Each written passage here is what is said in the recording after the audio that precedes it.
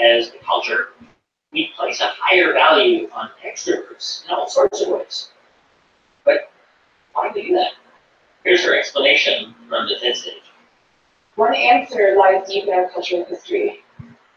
Western societies, and in particular the US, have always favored the man of action over the man of contemplation. But in America's early days, we lived in what historians call a culture of character. Point valued people for their inner selves and their moral rectitude. And if you look at the self-help books from this era, they all had titles with things like character, the grandest thing in the world. And they featured role models like Abraham Lincoln, who was praised for being modest and unassuming. Ralph Waldo Emerson called him a man who does not offend by superiority. But then we hit the 20th century, and we entered a new culture that historians call the culture of personality. And what happened is we had evolved from an agricultural economy to the world of big business. And so suddenly people are moving from small towns to the cities. And instead of working alongside people they've known all their lives, now they are having to prove themselves in a crowd of strangers. So quite understandably, qualities like magnetism and charisma suddenly come to seem really important. And sure enough, the self-help books change to meet these new needs. And they start to have names like How to Win Friends and Influence People. And they feature as their role models really great salesmen. So that's the world we're living in today. That's our cultural inheritance. Which brings us back to the idea of quiet. Earlier, we mentioned this idea that being introverted means you get a lot of your energy from being alone. And Susan Cain said that's actually a good way to think about it. But there's actually a biological explanation behind all of this as well. Which is to say, that introverts have nervous systems literally that react more to stimulation of all kinds, from social stimulation to the stimulation of lots of noise in a room. And scientists have researched this. There was one study in particular By a psychologist, Russell Dean. and he gave two groups of people a series of math problems. But then he switched on some background noise. So for one group, it sounded a little bit like this, but not as loud as a restaurant at lunchtime. But for the second group, they had to solve their math problems with noise about as loud as a leaf blower behind them. So when he compared his results, He found that the extroverts were able to do well with background noise playing more loudly. And introverts needed less background noise to work at their best.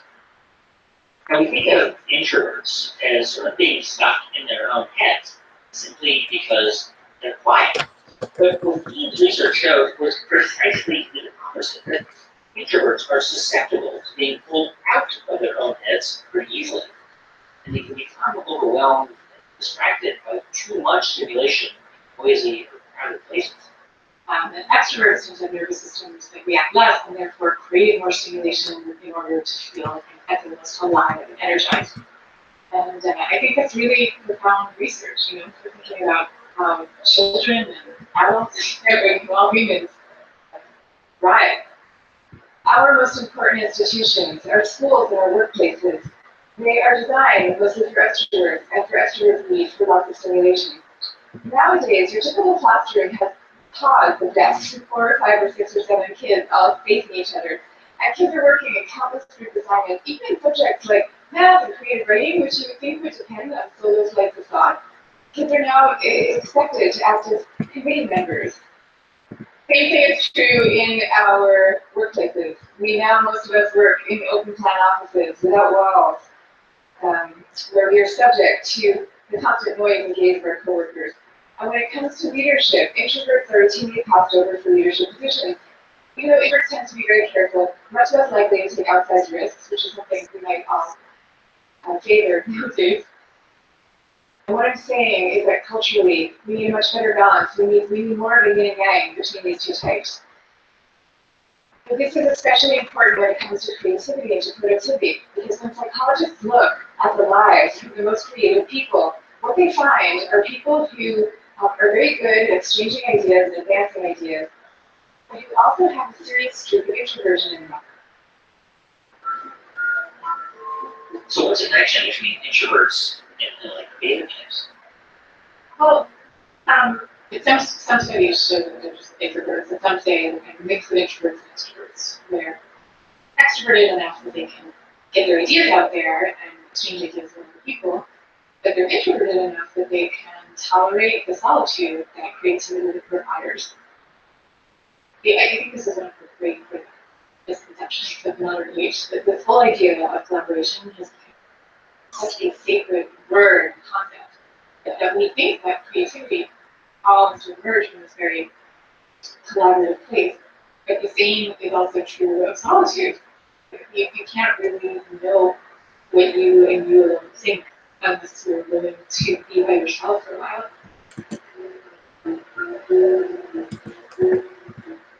Now, none of this is to say that social skills are unimportant. And I'm also not calling for the abolishing of teamwork at all. And the problems that we are facing today, fields like science and economics, are so vast and so complex that we are going to need armies of people coming together to solve them, working together. But I am saying that the more freedom that we give introverts to be themselves, the more likely that they are to come up with their own unique solutions to these problems. So I wish you the best of all possible journeys and the courage to speak softly. Thank you very much. Susan Cain, her book, based on these ideas, is called Quiet, the Power of Introverts. You can see her full talk at TED.npr.org. Kairos, more ideas about quiet in a moment. You're listening to the Radio Hour from NPR.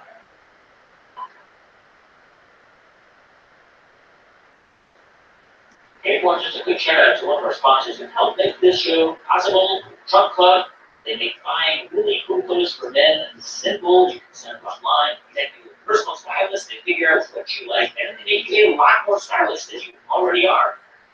Whenever you ask, they'll send you a selection of hand-stitched shirts, trousers, jackets, keep what you like, send us back, shipping is free both ways. No monthly obligation. If you want to try it, go to trunkclub.com/PR.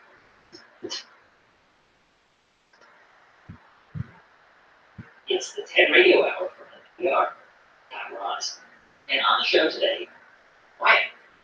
Now, it might seem strange to think that noise is the thing you would seek out if you were trying to make things down. But for some people, noise, it's the only remedy. So this is music from Megan. Actually, why don't you introduce yourself, please? My name is Megan Washington, and I am a musician from Australia. Megan's not just some random Australian musician, she's a pretty big deal there. Records have gone platinum. Performs in front of thousands of people. It's sounding like next year's going to be a pretty big one for you. Yeah, and I'm really excited about it. I'm facing it. Megan seems like a total extrovert. You just listen to this TV interview because she sounds like a pop star. I've been in London all year making an album, and it's coming out next year. We'll have some new music in about February, or January, or March, who knows? Mystery. Mystery. Now, this is the person Megan Washington has to be. Sort of like what Susan Cain was just saying, that our value is measured in a lot of ways by how charismatic we are. And so a lot of us try to be that, including Megan Washington. So when she went up on the TED stage, Megan revealed a secret that even some of her really close friends never knew. I have a problem. It's not the worst thing in the world. I'm fine. I'm not on fire. I know that other people in the world have far worse things to deal with, but for me, language and music are inextricably linked through this one thing. And the thing is that I have a stud. It might seem curious given that I spend a lot of my life on stage. One would assume that I'm comfortable in the public sphere and comfortable here speaking to you guys. But the truth is that I've spent my life up until this point, and including this point, living in mortal dread of public speaking. Public singing, whole different thing. But we'll get to that in a moment. I've never really talked about it before, so explicitly. I think that's because I've always lived in hope that when I was a grown-up, I wouldn't have one. I'm 28. I'm pretty sure that I'm grown now. And I'm an adult woman who spends her life as a performer with a speech impediment. So I may as well come clean about it. So Megan, this was like a really big deal. You said this because people were surprised, right? Really, yeah. I don't know, I just assumed that everybody knew that I was hiding it or disguising it, but I was quite surprised by how many people didn't know, which was everybody. When did you realize that singing would enable you to complete your talent? Well, singing is pretty common therapy for speech disorder in general. If you were to sing this, your answers to me, you would not have any stutter. No, I would not be listening. Amazing. But you know, Scarlett, I can do the voice if you want. Like, there's a voice, like a character's voice, where you know that I use in life to get through interviews like this when my stutter is not so welcome. What does the voice sound like? Well, it's just sort of like this, and you wouldn't really tell that it's different to my other voice, except that when I use this voice, you know, everything just comes out really smoothly. I sound much more confident, and nothing happens. You know, it's fine. And the problem with this voice is that it's not my voice. You know what I mean? It's not my. It's the voice that gets the job done. But as an artist who feels that their work is based solely on a platform of honesty and being real, that feels often like cheating. Which is why before I sing, I wanted to tell you what singing means to me. It's more than making nice sounds, and it's more than making nice songs. It's more than feeling known or understood. It's more than making you feel the things that I feel. Somehow, through some miraculous synaptic function of the human brain, it's impossible to stutter when you sing.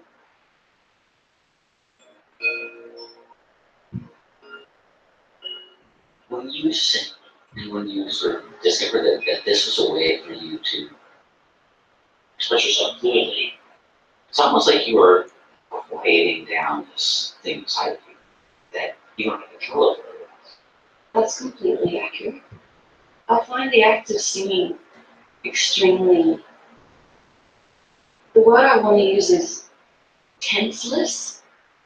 When I speak a lot, you know, I often find that the muscles in my jaw and my tongue are quite tense, and it's, you know, it takes a lot of effort to kind of get things out in a way that would make sense, and you're always sort of excusing words that you've tried to say, and just the simplicity of singing is it's a place of stillness and calm.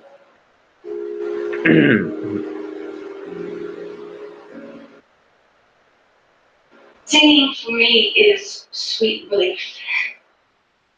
It is the only time when I feel fluent. It is the only time when what comes out of my mouth is comprehensively exactly what I intended. So I know that this is a TED talk, but now I'm going to TED sing. This is a song that I wrote last year. Thank you very much. Thank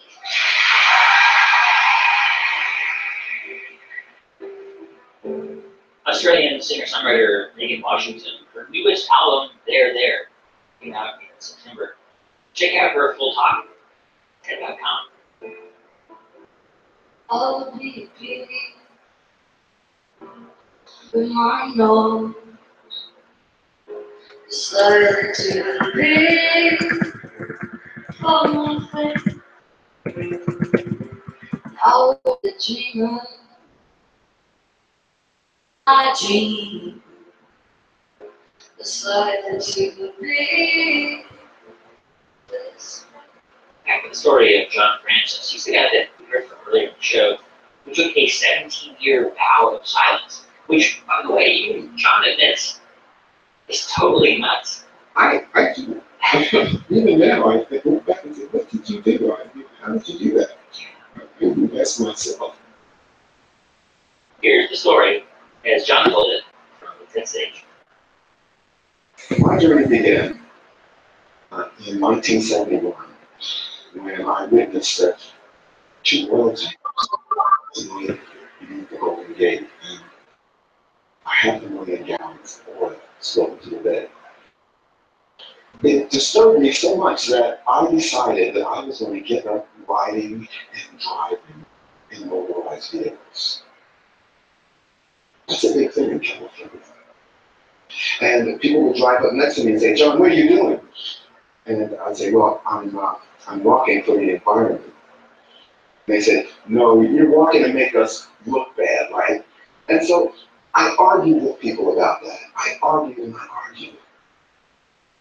I called my parents up. I said, I've given up riding and driving cars. My dad said, you did that when you were 16. I didn't know about the environment then. They're back in Philadelphia. And so I told my mother I'm happy. I'm really happy. She said, if you were happy, son, you wouldn't have to say it. Others like that. And so on my 27th birthday, I decided, because I argued so much and I talked so much, you see, that I was going to stop speaking for just one day, to give it a rest. And so I did. I got up in the morning and I didn't say a word. It sounds like you were in a place in life where, no, I mean, Harvey was unhappy with the kind of person that you had become, and that you were almost looking for your elevations to something else. Yeah, that's interesting. I think that the reason why I stopped speaking may have been to avoid arguments. But I think that as the journey went on, there were just other things that piqued my interest about not speaking. And so in order to at least satisfy myself, I made the promise or the vow, I guess, that I would revisit that decision on my birthday. And that ended the question of who I was going to speak. I didn't have to ask myself every day, are you going to speak today? I just didn't do that. I just said I was going to not speak for 1 year and see what would happen. So a year became 2, then 3, and soon John had gone to college, earned a PhD, walked across the entire country, all without speaking. And when he met someone new, I would cross my heart, put a finger over my like and promising to be silent. And then I would cup my hand around my ear and nod so that you could say that, oh, I can't hear. Maybe I can understand not crying, maybe, but not talking. about 14 years into the silence, this is in 1987, CBS aired this story about John, who by that time had walked all over the country and all over the world. A long time ago. You talk, right? You talk real well. You're a smooth talker. In this story, he communicated with his own form of sign language, gestures, facial expressions, and it's actually surprisingly easy to understand what he's trying to say. Inside your head. Started to get quiet inside your head. You started listening. When you were out there on your own, was your mind clear? Was it full? Was it quiet? Was it loud? Yeah, there's a couple of things that when I'm walking, and I might be thinking of the road and where I'm going. But at some point, I realize that as I'm walking, I'm not thinking about the road and where I'm going. In fact, I catch myself not thinking, and then I'm thinking again, of course. But so there are long periods of time that I was just being on the planet,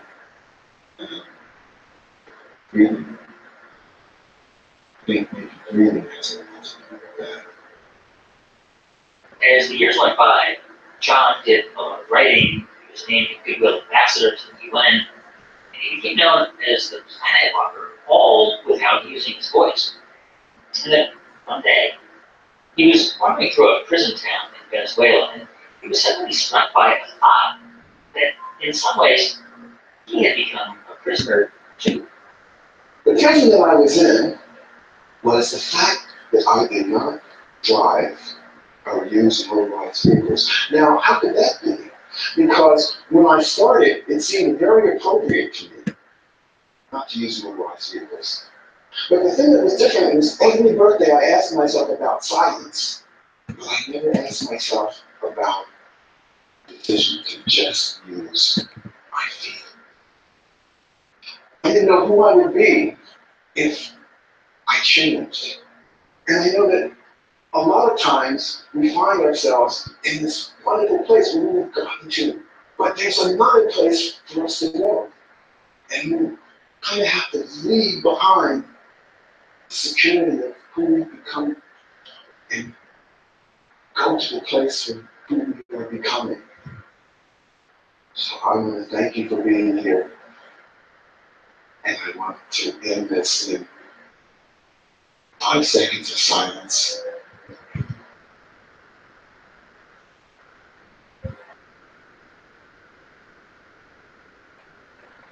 Thank you.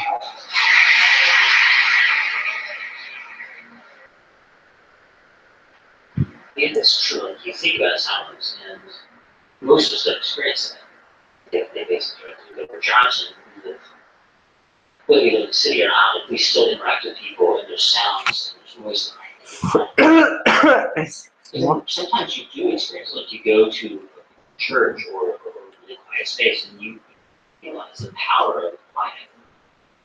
Mm-hmm. It's pervasive. I mean, it's there. We just have to hear, listen. I mean, what happened for me was that I just began to learn so much. I began to learn at least what other people felt and what they wanted to say before cutting them off with my I used to do that. I used to listen to someone just not to think I knew what they were going to say. I stopped listening because I thought I knew what they were going to say. And I would start thinking that what I was going to say back to show them that they were wrong. I could say that better and without smiling. And so that was a great relief to me because I was able to learn from so many people. And people have so much to teach one another if you listen to each other. So I was very fortunate to discover that.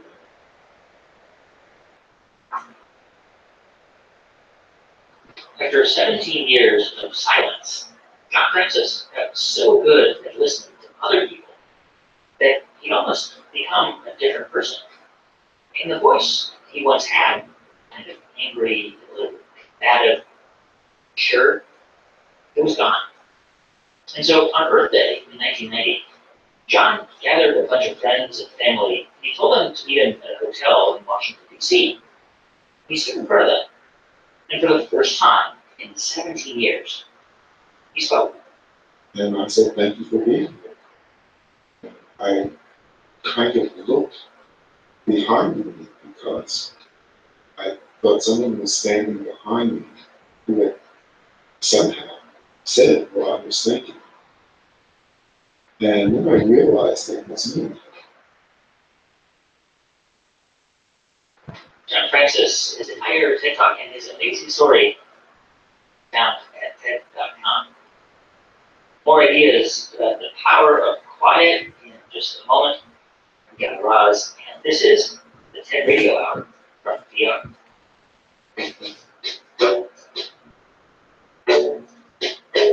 Big thanks to one of our sponsors, Betterment. It's a service that's designed to help make you a smarter investor. They've created advanced software that basically customizes and manages a portfolio to help you hit your financial goals. Plus, it saves you time and money while working to improve returns now, later in retirement. With Betterment, investing pays better. Go to betterment.com/NPR for more info.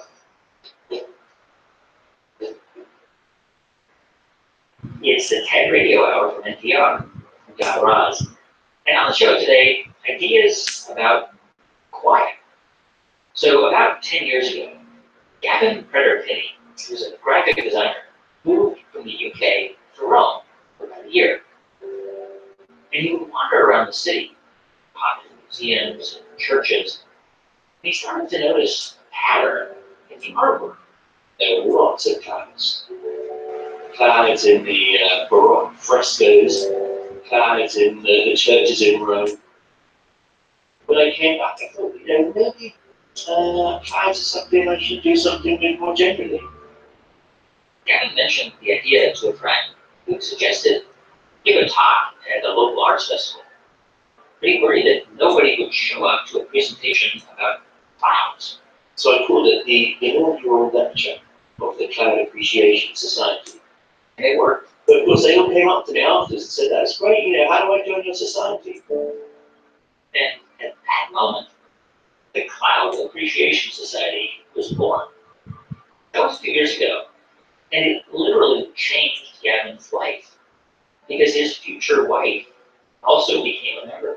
We've got 2 kids, and the oldest one, Flora, her middle name is Cirrus, actually. I love you for that one. And so, as Gavin says in his TED Talk, there's something about that quiet moment when you stop, look up, and notice a cloud. But I think they're beautiful, don't you? It's just that their beauty is missed because they're so omnipresent, so, commonplace, that people don't notice them. They don't notice the beauty, but they don't even notice the clouds, unless they get in the way of the sun. They think of them as the annoying, frustrating obstructions, and then they rush off into some blue sky thinking.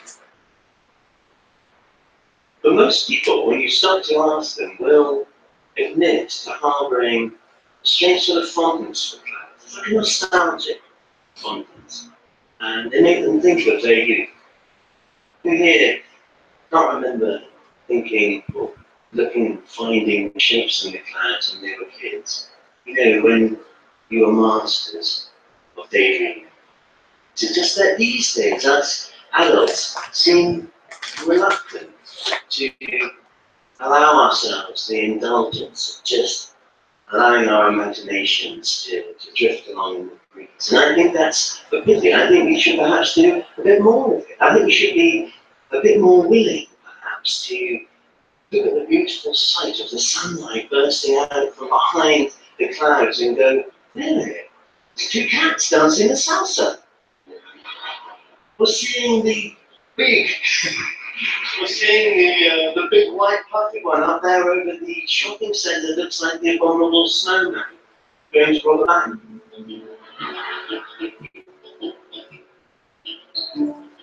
So why do we forget to do that? We just look at the sky and let our imaginations run wild. Well, there are a lot of distractions And in fact, there are probably more distractions these days than there have ever been. You never step on anything for long. And so I talk about crowd spotting being something that legitimizes doing nothing. And I had this the other day before a talk. I was nervous. I stepped outside and walked along, and I saw a hummingbird come along and take some nectar from the blossom of a tree in front of me. And I just sort of locked on that and looked at it for a moment. And that was kind of enough to sort of center me. It's the same thing with clouds. I find that sometimes by paying attention to something outside of yourself is just enough for you to kind of find yourself settling. Clouds are not something to moan about.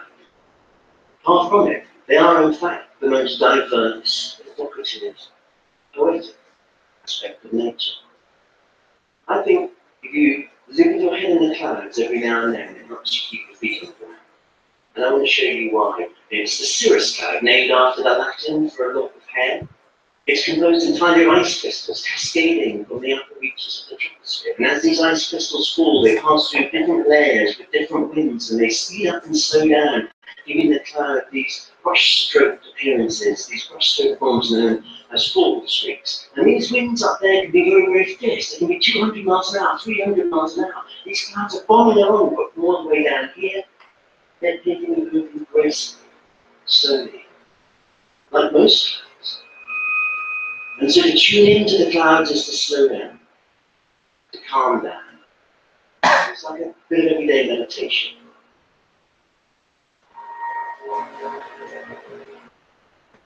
We need to be reminded that slowing down, being in the present, not thinking about what you've got to do and what you should have done, just being here, letting your imagination lift from the everyday concerns, just being in the present. It's good for you. It's good for your ideas. It's good for your creativity. It's good for your soul. Thank you very much. Cloud Spotter, Devin Fetterpenny. You can see his full talk at TED.npr.org. By the way, Devin, where's the best place to look at clouds? Best place to go cloud spotting is in your backyard. Clouds are the most egalitarian of nature's displays because we all have a great view of the sky. And you don't have to go somewhere special to see them. You can, if you're in the right frame of mind, if you're paying attention to the sky, you will be able to see interesting, unusual, exotic formations wherever you are.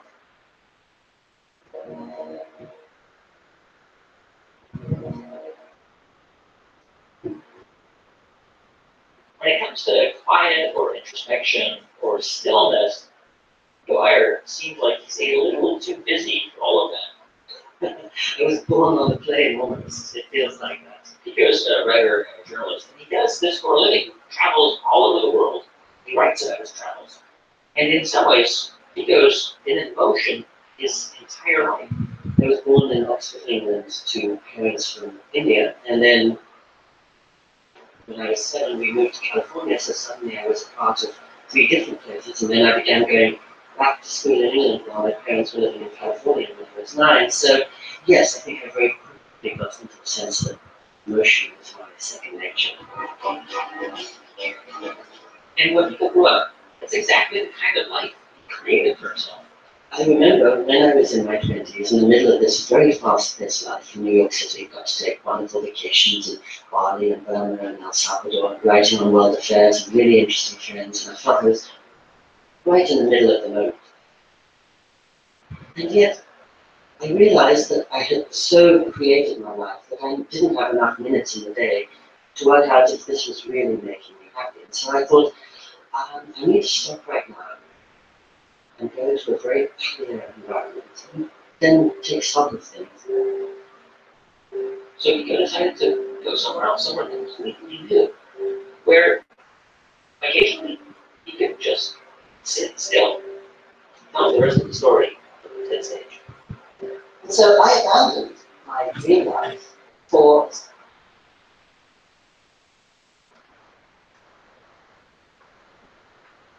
doing that is our life itself. That's the heart of our experience, not the things that have happened to us, but how we have responded to them. So I always think fundamental moments in life come and suddenly we lose them. The biggest poison in us is regret. It's poison. And I push so hard, and will, through my vehicle, which isn't meditation, which isn't health and wellness, which isn't nonprofit. I think my business. You know, what I love. I love business. I love the community. I love nature. I love that people. But through that vehicle, I will always push the lack of regret and awareness to how good it really is. You want to welcome to tell me about how bad it is or why we can't because we're not. But it's just not true. Because if anybody ever did it, we can. Stop making excuses. Stop complaining. Nobody's listening. They may make a penny listening. The market doesn't care. What you need to do is make one person happy. You. Then you can make everybody else happy. You know why I like making people happy? I'm very happy. And so I implore you to take this last little minute and really look at your fucking face and understand, are you doing the things that you're in a position to succeed? Not just in business, but in life, because it's super important. And boy, when you're happy in life, the fucking business is rolling. And so I'm just trying to figure it out. I've been trying to figure it out for the last 7, 8 years, trying to figure out the unlocks. EQ, IQ, self-awareness, myself. I don't know what they are. You know why? It's like I told my dad, there's 330 different unlocks. So I'll go to all of them. They're all tried and true. And one might think, yeah, it's hard work. I'm actually really talking to me like bullshit. Or there might be something else. But fuck. Fun. So, good news, and that's it. You're gonna do this, right? Yeah, right? That's some good shit. You're gonna remember this? Good. One fucking life. One life, my friends, one time. And honestly, I'll leave you with this because a lot of you, how you make your money is more important than you.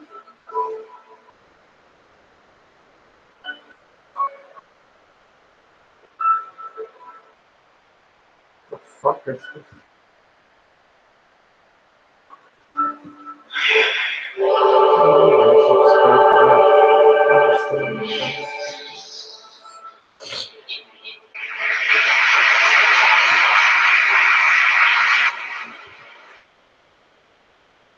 I didn't know when I agreed to do this, whether I was expected to talk or to sing. But when I was told that the topic was language, I felt that I had to speak about something. I have a problem. Not the worst thing in the world. I'm fine. I'm on fire. I know that other people in the world have far worse things to deal with, but for me, language and music are inextricably linked to this one thing. And the thing is that I have a self. It might seem curious given that I spend a lot of my life on this stage. I would assume that I'm comfortable in the public sphere, comfortable here speaking to you guys.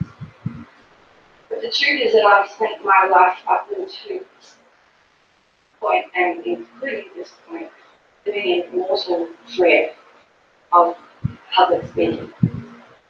Public singing, wholly different thing. But we'll get to that in a moment. I've never really talked about it before, so it's silly. I think that's because I've always lived in hope that when I was a grown up, I wouldn't have one. So live with this idea that when I'm grown, I'll learn to speak. French, and when I'm grown, I'll learn how to manage my money, and when I'm grown, I won't have to stutter, and then I'll be able to do public speaking, maybe be the Prime Minister, and anything's possible, and, you know.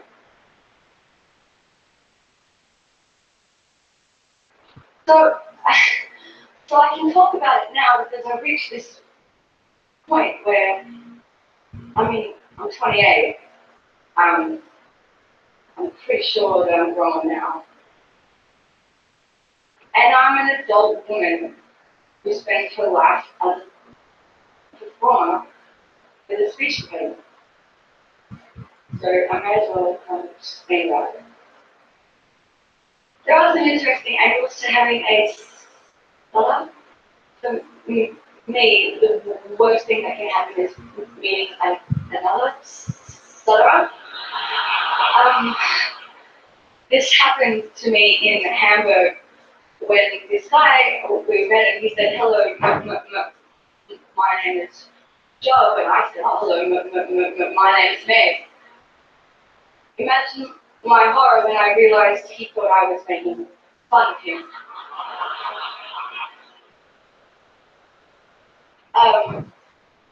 People think I'm drunk all the time. People think that I've forgotten their name when I hesitate before saying it. And it is a very weird thing because proper nouns are the worst. If I'm going to use the word Wednesday in a sentence and I'm coming up to the word and I can feel that I'm going to stutter or something, I can change the word to tomorrow or the day after Tuesday or something else. You know, it's funky, but you can get away with it. Because over time I've developed this loophole method of using speech where right at the last minute you change the thing and you trick your brain.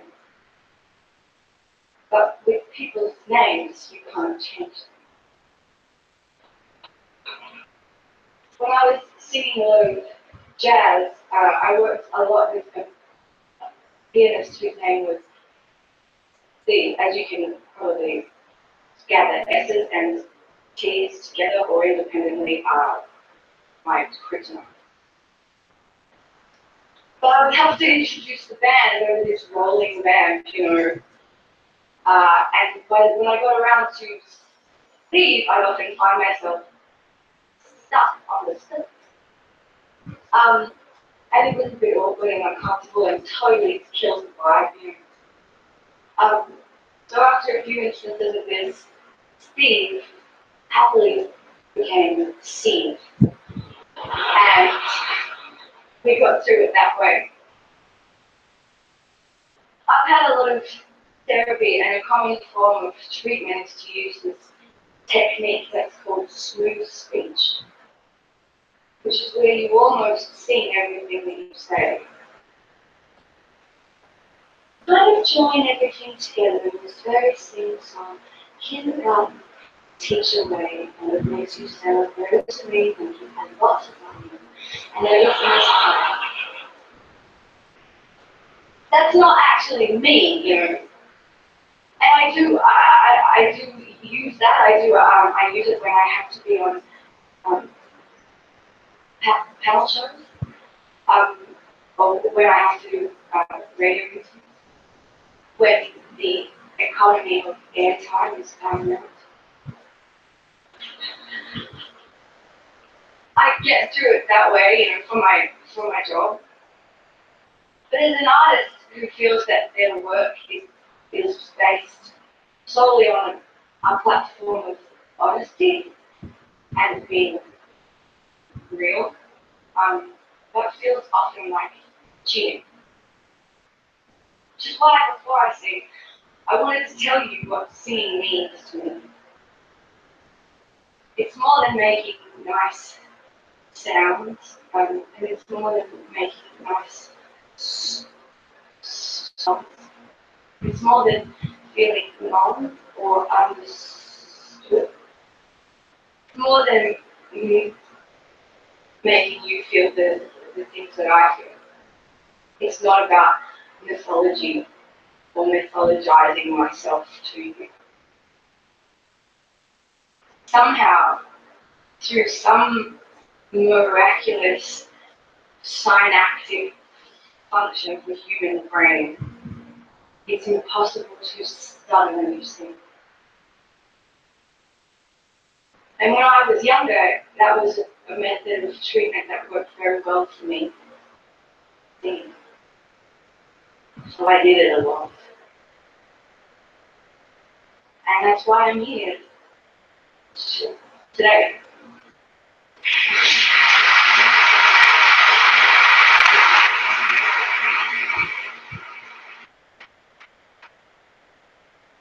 It is sweet relief. It is the only time when I feel fluent. It is the only time when what comes out of my mouth is comprehensively exactly what I intend. So I know that this is a test talk, but now I'm going to test this. This is a song that I wrote last year. Thank you very much.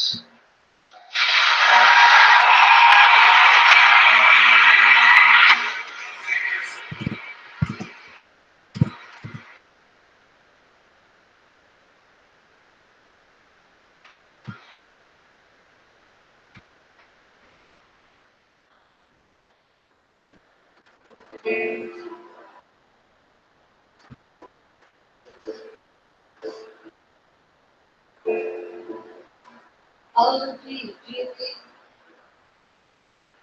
with my nose, silent to be on my face. I will be a dreamer with my dream, silent to be this way. I will be an angel with my hello. If everything you love of your grace, I will be a joker more than God. Look silly, but you're here.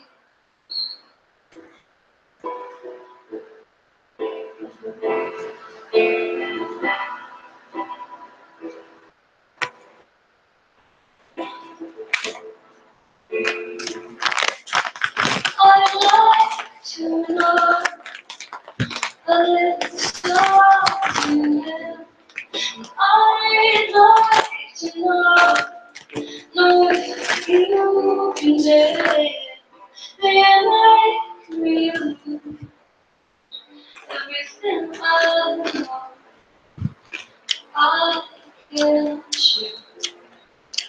you wanna let go.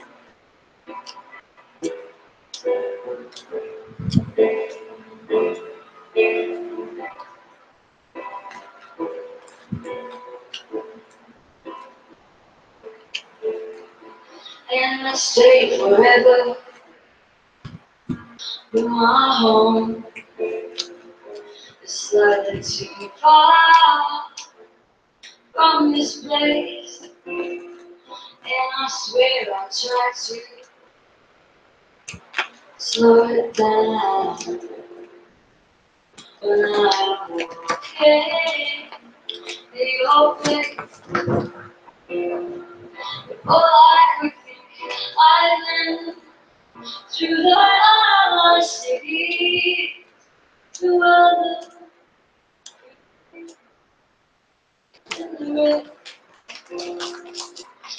I want someone who looks so lovely, makes me feel so much shame.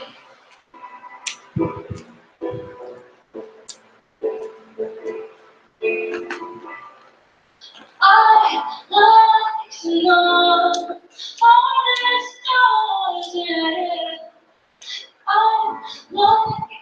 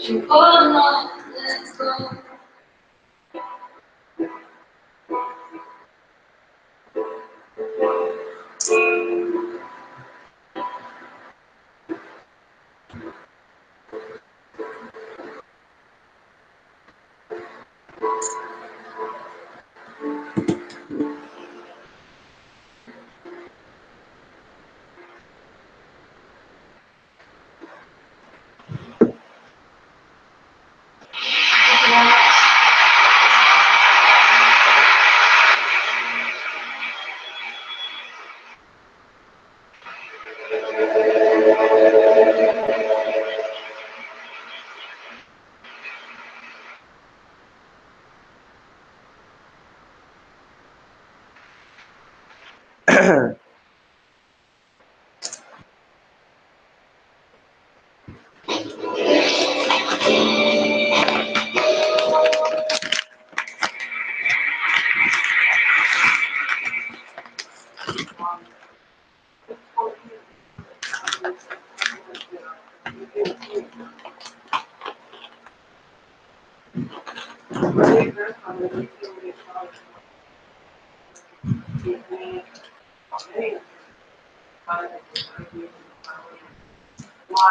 grandmother used to call me upon it.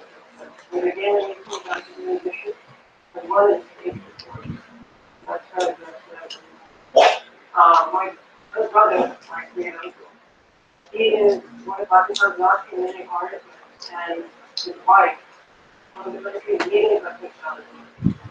Now, my parents recognized my musical aptitude from an age that he practically came to Louisiana to create his thing. This is a short passage, one of my creations.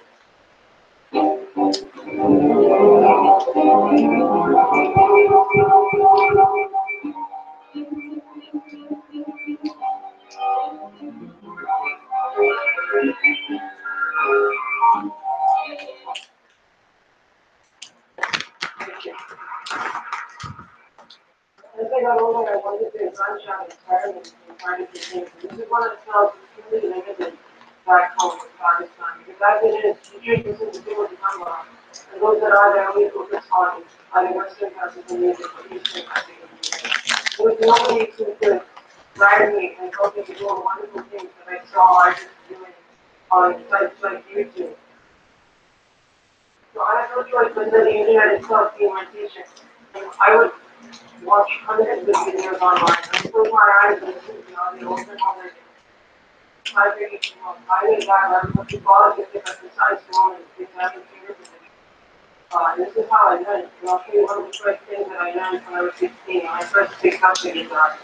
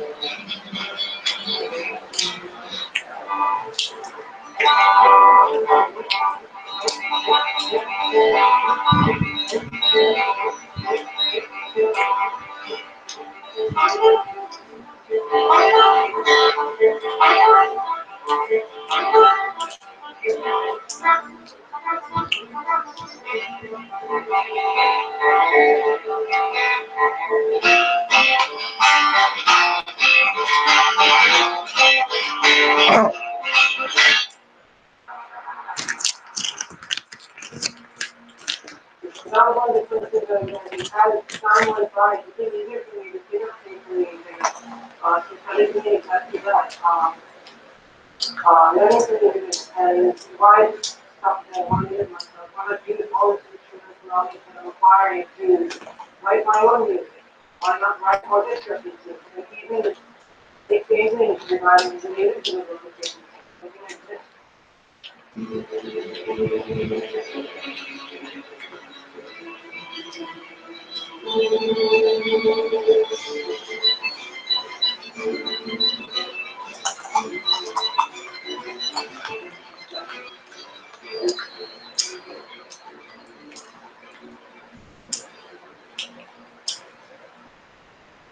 Why not use things in financial music or sport, like body production?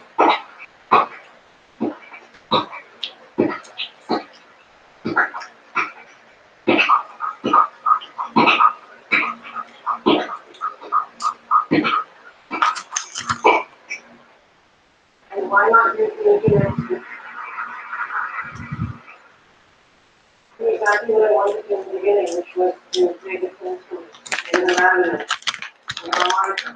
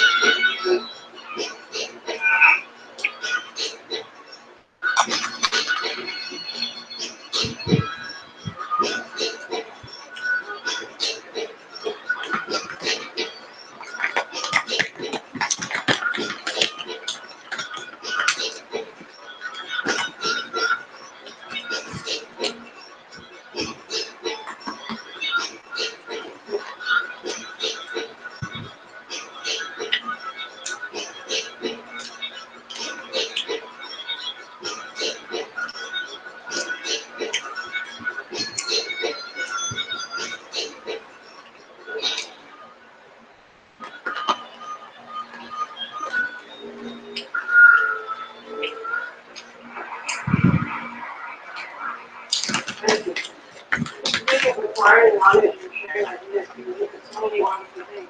Like things that I disagree, that film, like performing alongside, to be honest with you, is walking, inspiring. It's something that's unique. And I spoke on the same stage, and it was a wonderful experience. You can also lead to being selected to be one of 32 musicians specifically selected by the U.S. State Department to be part of the cultural and musical exchange norm. The program that happened in just a few months ago, 2 weeks ago. That happened in 2 weeks ago. It was wonderful to be part of something like that, to see musicians from all over the world come together and work together. It was an incredible experience, not just having the different compositions that I was on the time, but being here as well. And I just want to say that we have so much information and knowledge available at our fingertips. So I think we can do this time to use it.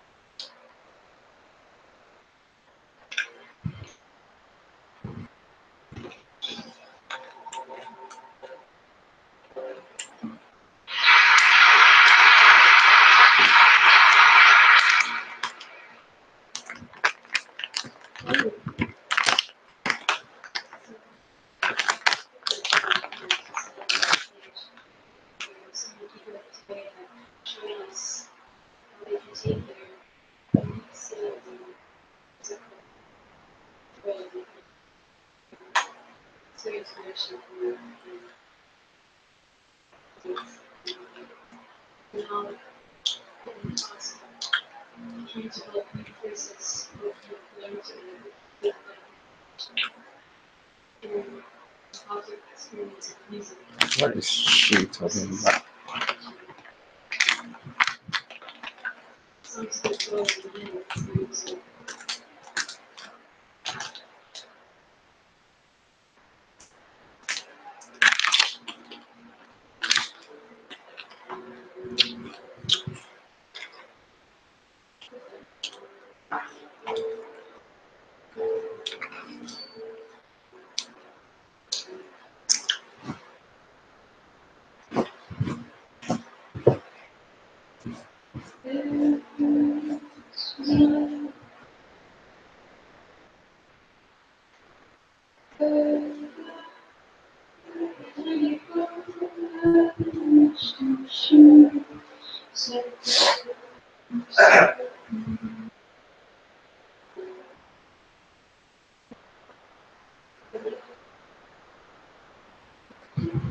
Spells upon her body would never leave.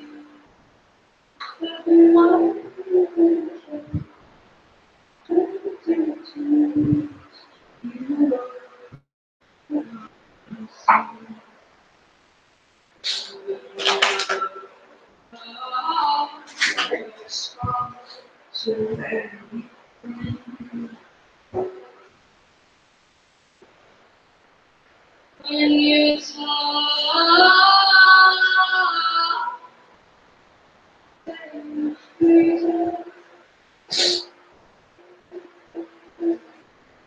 when the ground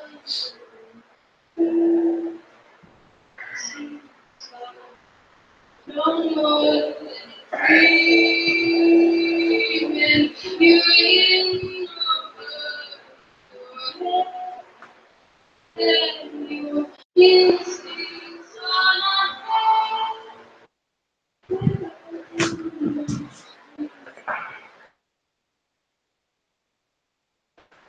don't feel free. There's no time to be on that island with people.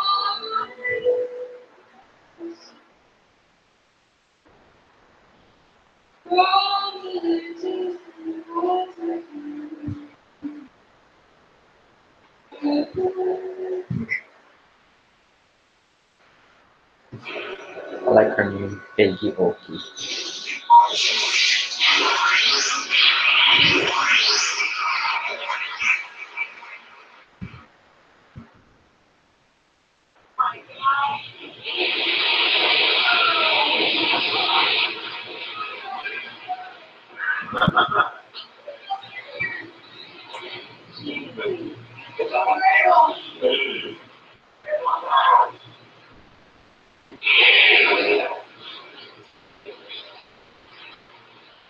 Great.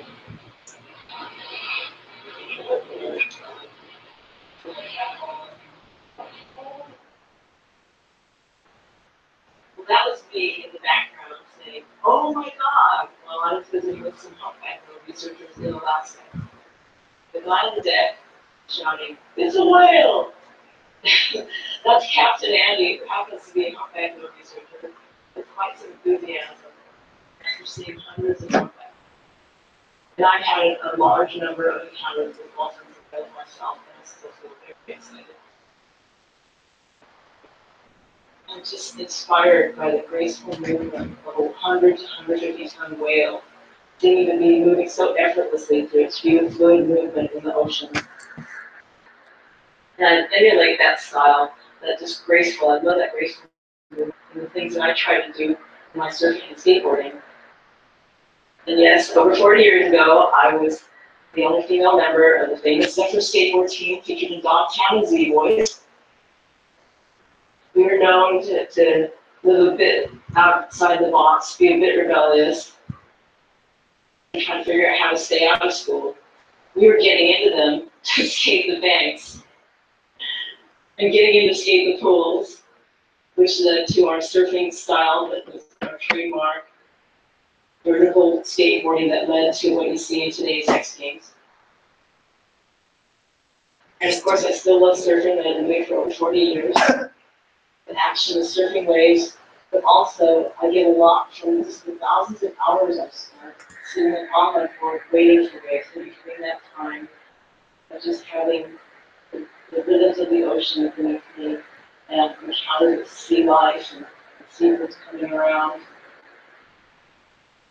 At the time that I was on the skateboard team, I was also studying field zoology and environmental biology. I had a real interest in animal behavior, especially in the social behavior of dolphins and whales. They're also known as cetaceans, and I refer to them as the cetacean nation. Orcas, the largest member of the dolphin family, stay together their entire lives. Sperm whales, I'm a sperm whale groupie. They are the world's largest toothed mammal. They possess the world's largest brain. They can dive to depths of 2,000 meters and hold their breath for up to an hour. But what really touched me the most about them is on learning about their behavior. That even in fatal conditions where their lives are in danger, they will never abandon their injured pursuit. As I was studying animal behavior, scientists were coming out and saying that play is a sign of intelligence. And here we are with dolphins surfing. Another connection that I feel to these beings as a surfer myself and seeing dolphins as I'm surfing, and they're surfing waves too. Whales also surf. Imagine a school bus dropping in on a wave of python. It's happened. If that's not enough to impress you about cetaceans, there's many stories of dolphins encountering humans. And this is one from Whangarei in New Zealand 12 years ago. A lifeguard, father of three, had his 3 daughters out swimming for practice off of Ocean Beach, 100 meters out. And 7 dolphins approached them, slapping their flukes, circling these swimmers, almost as if they were hurting them. They weren't afraid of dolphins, so they just kept swimming and thought, oh yeah, this is pretty cool. The lifeguard from the shore saw what was going on. He thought it was really odd too, and he decided that he was going to check it out. Got in his little boat, went to just outside of where the dolphins were, went into the water, and what did he see? 3-meter long shark, a great white shark. What a great day to have dolphins swimming around. In the 20th century alone, nearly 3 million whales were killed. Many of them are still in danger. In the early 80s, thanks to protests and public outcry, the International Whaling Commission announced that in 1986 they were going to have a moratorium on the victory. We saved the whales. I remember that day. I remember that time that, wow, the whaling was going to end. Despite the millions of whales that have been killed, there's never been a known attack of a whale on a human. Imagine a world without war, revenge, or retaliation, one of forgiveness and compassion.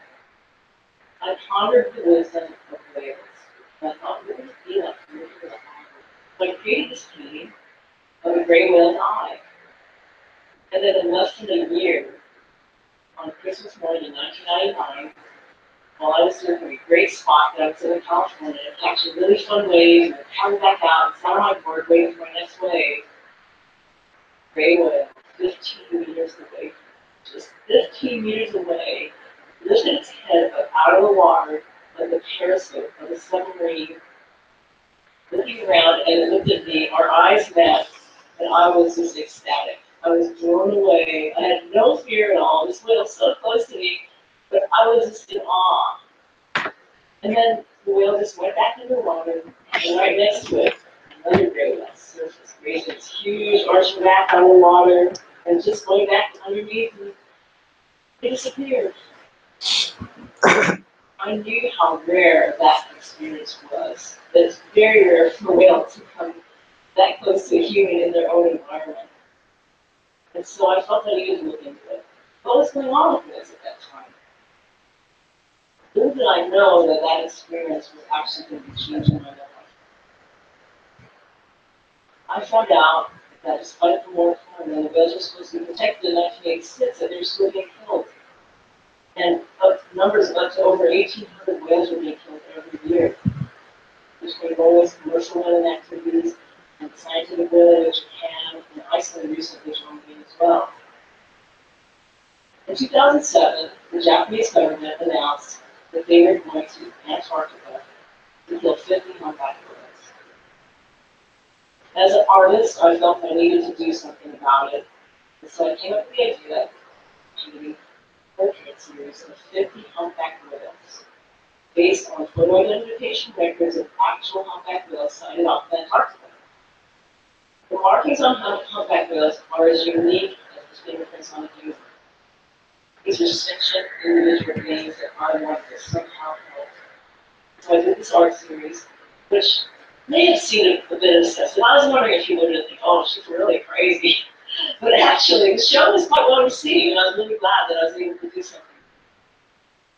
And also trying to raise awareness and appreciation of cetaceans by doing large paintings of them, such as for whales. This is a oil board that was 1.5 meters wide of the sperm whale food. And it's big, but a sperm whale is actually twice the size of that. This particular painting caught the attention of the Santa Barbara Whale Festival. They invited me to come up with children's whale art activities at the Santa Barbara Whale Festival. So I thought of origami whales. What about the goal, something meaningful with this effort? Okay, 1,400 origami whales represent the number of whales that were going to be killed in that year. It seemed like a huge endeavor, but in the Whale Festival, we got children coming and people of all ages holding origami whales. We got halfway there, and working with animal welfare organizations who posted information about my campaign on their websites. People from all over the country, United States, people from all over the world started sending me origami whales. And I reached that goal, and then it's provided the opportunity to present these whales to the International Whaling Commission of the United States. And how am I going to bring these whales to Washington, D.C. in the most visually impactful way? I'm not going to show up with 2 big plastic bags full of origami whales. How about a plexiglass cylinder with all these origami whales as if they're kind of a display tank or something? Oh, no way. These animals swim 50 miles a day, and they're just such beautiful things that should never be kept in captivity. So then I thought of origami whales, so that each individual whale would be recognized. When I shared the idea with my friend, she said, let's do it at my house. And 6 other friends came for an entire weekend, and we hand-stitched these origami whales into a strand.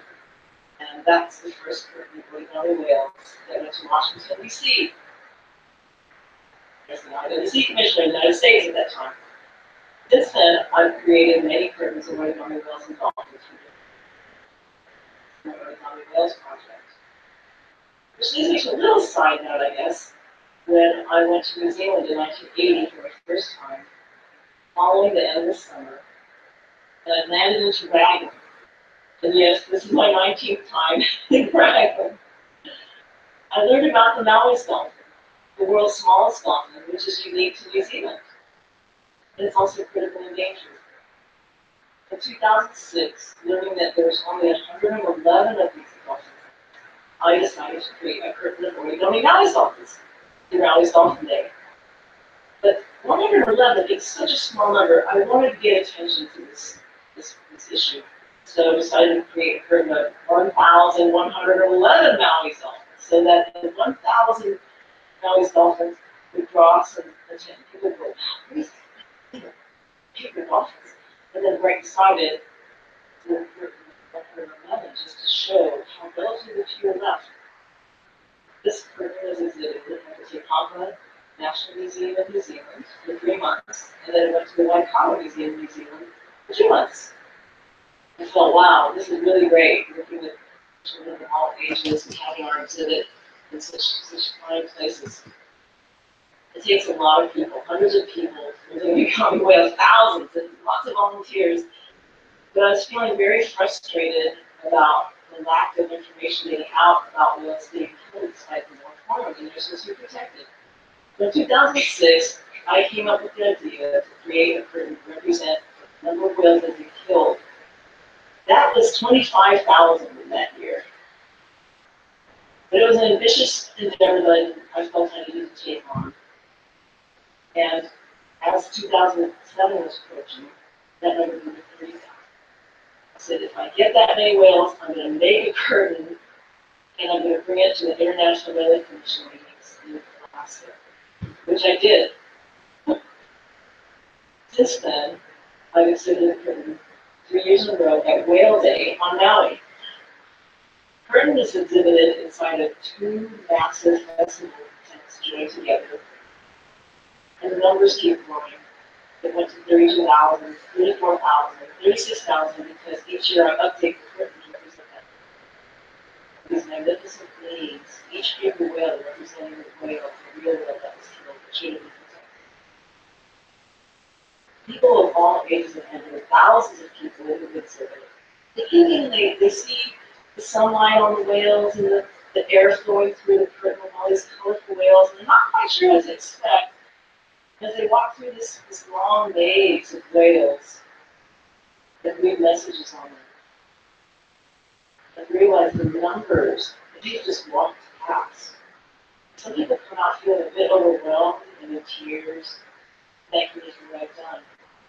I feel really grateful for that opportunity to work with people, to create art that has meaning, an art that empowers through participation, art that has purpose. I've had the honor of meeting some of the volunteers with the Sea Shepherd Conservation Society. Here's one of them. And Sea Shepherd Conservation Society volunteers, they go out to some dangerous places in the world, including Antarctica. They get in their ships and literally get between a whaler ship and a whale, putting their lives on the line with direct action, which is something that very few people would be willing to do. In 2007, I invited Captain Paul Watson to be on exhibit at the County Whale School. And he came out to another event a few months later and gave me this medal of honor. I was really thrilled that my work was being acknowledged by somebody who was some of the most dangerous work to save whales. While I'm doing something on the other end of the spectrum, working with kids, people of all ages to raise awareness for the whales. A few years ago, as I was being inducted into the Skateboard Hall of Fame, one of my friends referred to me as saving the world one whale at a time. I'd like to think that everybody who has participated by photographing whales and helping us stitch these curtains has been a part of that. Lots of people can have passion, and you don't have to be passionate without seeing whales in dolphins. It's turning passion into action that can make a difference in the world. I never imagined that the Berlin Wall would come down. But some passionate people did. They took action and it happened. I never imagined that nations across the world would ban circuses for using wild animals. Passionate people did, and it happened. I never imagined that with one remaining female black father, New Zealand black father, this would be brought back to the regular species. Passionate people did, and it happened. So much things you feel passionate about, that you really can make a difference. This summer in Radlin, I was teaching the Whales and Dolphins Ambassador Program. One of my students, 12-year-old Ayla, asked me for some advice. I said, follow your heart with vision and actions.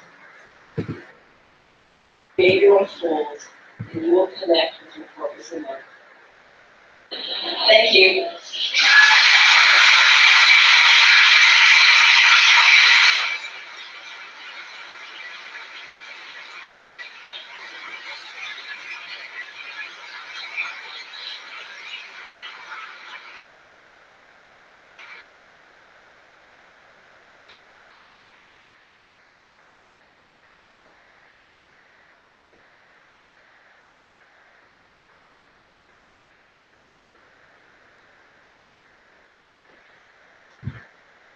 Well, my name's Hank Walker.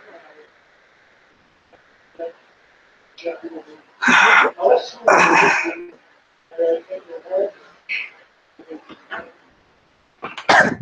8 weeks ago. I thought it take 21 running. But I do appreciate the opportunity to be with you, share my story, my journey.